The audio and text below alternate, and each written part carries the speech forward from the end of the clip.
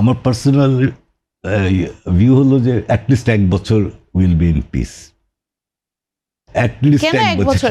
সরকার আসবে 5 বছরের জন্য, নির্বাচিত সরকার। এটা কিন্তু আমার একদম পার্সোনাল ওপিনিয়ন। 1 বছর পরে রিপিট হতে থাকবে। কেন, কি রকম হতে পারে আপনার পার্সোনাল ওপিনিয়নটাই আমরা জানতে চাচ্ছি। পার্সোনাল ওপিনিয়ন হলো যে তারপরে এই চাঁদাবাজিটা যেই হবে, বাট এইগুলি কন্ট্রোলেবল হবে। কিন্তু আমি চাঁদাবাজিটাকে একভাবে প্রবলেম দেখছি, আরেকটা বিরাট প্রবলেম জানেন, অনেক বড় বড় ফ্যাক্টরি বন্ধ হয়ে গেছে। একটা তো আছে যে বড় ফ্যাক্টরির মালিকরা আওয়ামী লীগ ঘেঁষা ছিল, অনেকে অ্যারেস্টেড হয়েছে, বন্ধ হতে। আমার এলাকায় একটা সময় 3 বছর আগে গার্মেন্টসওয়ালারা মাইকিং করতো যে মেয়েরা আসো, ঘর থেকে বের হয়ে কাজ করতে আসো, কারণ আমাদের কমপ্লায়েন্ট ফ্যাক্টরি, আমার তো কমপ্লায়েন্ট ফ্যাক্টরি, আমরা বেতন ভালো দিই, তোমরা আসো।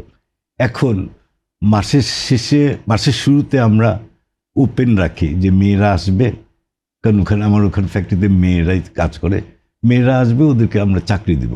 তো আগে আসতো 10-20 জন, 30 জন, এখন আসে 50 জন, 60 জন। মানে এই চেঞ্জটা কিন্তু চোখে পড়ার মতো। তার মানে unemployment has become a big challenge.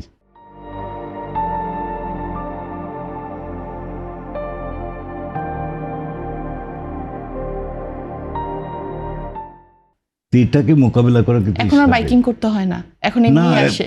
এখন এমনি আসে, এবং এমনও আসে যে বলে আমি ওই ফ্যাক্টরিতে কাজ করি, আমি স্যার বেতন পাচ্ছি না 4 মাস, তাও আমার তো উপায় নেই, থাকতেই হচ্ছে, কাজ করতে হচ্ছে। তো ওই সেন্সে ইন্ডাস্ট্রিয়াল গ্রোথ ফিউচারে খুবই চ্যালেঞ্জিং হবে ফর দ্য কামিং সরকার। 8টা জুট মিল মনে ছিল, একটা আমি জুট মিল মানে 300 একর জমি, বিরাট বড় জমি। আমরা তখনই সাজেস্ট করেছিলাম যে বাকি 7টাকে আমি জুট মিলে ঢুকিয়ে দেন, ওই জায়গাগুলিকে ইউজ করতে দেন। একটা তো পারে যে এখনও চিটায় অনেক জুট মিল বিজিএমসির বন্ধ, প্রত্যেকটাতে 100 একরের বেশি জায়গা আছে। তো ছোট ছোট উদ্যোক্তারা যদি ব্যবসা করতে চায়, ওখানে ফ্যাসিলিটিসটা তৈরি করে দিতে পারে পাটের জন্য।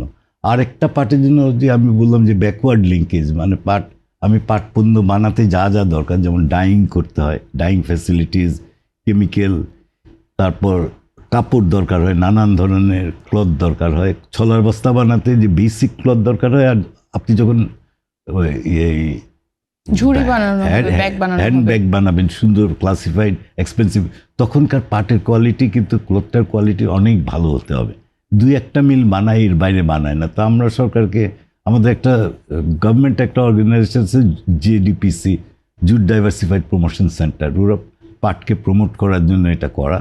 ওদেরকেও বারবার বলছি যে একটা মিল করতে, যেটাতে এইসব মানে যারা ব্যাকওয়ার্ড, যারা পাট পণ্য করে ছোট ছোট, ওদেরকে সাপোর্ট দেওয়ার জন্য, যেটা ইন্ডিয়াতে আছে। আমি পানিপথে দেখেছি ইন্ডিয়াতে অনেক পাটের ফ্যাক্টরি আছে, কিন্তু যেমন আমার ফ্যাক্টরিতে আমি রং করি নিজে, প্রায় পুরা কাছে ব্রিডিং করি নিজে সব। কারণ রং করা মানে তো it's quite a lengthy process, কারণ আপনার ইটিপি থাকতে হবে, ইটিপি আবার পানির বাইরে ফেলতে পারবো না, তার মানে বায়োলজিক্যাল ইটিপি থাকতে হবে। তো ইটস কোয়াইট এক্সপেন্সিভ, ছোটোরা তো এটা পারবে না। তো গভর্নমেন্ট হয়তো একটা ইটিপি করে দিতে পারে, যে কালারটা গভর্নমেন্টের একটা প্রপার জায়গার থেকে করবে। এখন যেটা হচ্ছে যে পাটের সুতা যখন রং করছে ঘরে বা কোথায় করছে, ওটা কিন্তু হেলথ সেফ না, ব্লিডিংও করে, হেলথ সেফও অনেক আছে।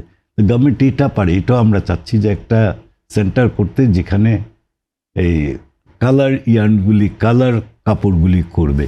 তারপরে হলো যে প্রোডাক্ট ডাইভার্সিফিকেশন, নতুন কি পণ্য বানাবে, ডিজাইন সেন্টার। আমাদের কিন্তু এখন ডিজাইন সেন্টার নাই। যে দেখেন বিজিএমএ প্রাইভেট অর্গানাইজেশন, ওদের কি কত সুন্দর একটা ডিজাইন সেন্টার আছে, বিকজ ওরা নিউ ডিজাইনস এবং ডিজাইনার তৈরিও করে। তা আমাদের ওটাও দরকার, ডিজাইন সেন্টার একটা দরকার। যেখানে কি সরকার করে দিবে নাকি ব্যবসায়ীরা করবে ডিজাইন তৈরি করার জন্য? না, এটা ব্যবসায়ীরা। ডিজাইনার তো না, আমার ফ্যাক্টরিতে আমার ডিজাইনার আছে, ঠিক আছে, কিন্তু ওভারঅল একটা ডিজাইন, কি নতুন প্রোডাক্ট হতে পারে, ইনোভেশন করার জন্য কি করা যেতে পারে, এগুলি। এখন ধরেন আমি এই মালটা বানালাম, আমি যেমন কার্পেট বানাই অ্যান্ড টেবিল টপ বানাই, টেবিলের যে টপটা বানাই কাপের নিচে দিব, ওটাতে রং করা সুতা। তো ওই সুতাটা কি কালার ফাস্ট কিনা, এটা টেস্ট করার একটা টেস্টিং ল্যাবরেটরি বাংলাদেশে নেই। কারণ এই সুতা যদি কালার ফাস্ট না হয়, চাটা পড়লে টেবিলটা নষ্ট হয়ে যাবে। আর যদি কালার ফাস্ট না হয়, একটা বাচ্চা যদি মুখে দেয়, ওটা হেলথ সেফ হবে না। তো এইগুলি বাইরেরা চায়, আজকাল তো চায় যে everything has to be compliant. আমরা যেমন পাটের একটা তো বিরাট মার্কেট, লোকাল মার্কেট, আমরা যে ডেইলি শপিং করি, যদি শপিং ব্যাগ যদি সব পাটের হতো অনেকগুলো ইন্ডাস্ট্রি হয়ে যেত। কিন্তু এই পাটের ব্যাগের দাম হলো 30 থেকে 40 টাকা, প্লাস্টিকের ওইটার দাম হলো 2 টাকা থেকে 3 টাকা। এই যে কস্ট কমানোর একটা ব্যাপার আছে, এখানে রিসার্চ দরকার, আর রিসার্চটা কিন্তু সরকারি লেভেলে করতে হবে। পাটের কিন্তু আমরা পাটকে ভালোবেসেছি, বড় বড় কথা বলেছি, কখনো রিসার্চ করা হয় নাই, মার্কেট রিসার্চ করা হয় নাই, প্রোডাক্ট রিসার্চ করা হয় নাই, প্রোডাক্ট ডাইভার্সিফিকেশন করা হয় নাই, নতুন কিছু বানাবো যে ওটাও হয় নাই। খুব পাতলা পাটের সুতা বানানো যায় না। আপনি যে কাপড়ের কথা বললেন, কাপড়ের তো সুতা নেই, ওই ইনোভেশনই করা হয় নাই। তো ওখানে অনেক মনোযোগ দিতে হবে।